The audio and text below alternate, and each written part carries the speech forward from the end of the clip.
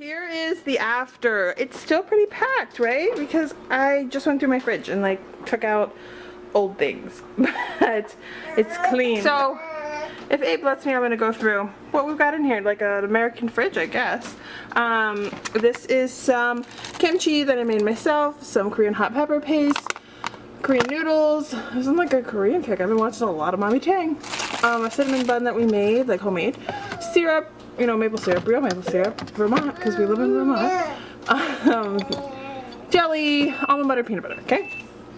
And then some mozzarella cheese in the back, kielbasa, bacon, cowboy caviar, which is just like corn, beans, peppers, Canadian bacon, one hard-boiled egg, and some organic eggs, some tuna spread, some energy balls that I made, cheese and meat drawer, turkey bologna, turkey pepperoni. Hey guy!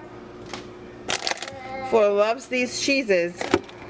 Some, these are unopened cheeses, and then open cheese, okay?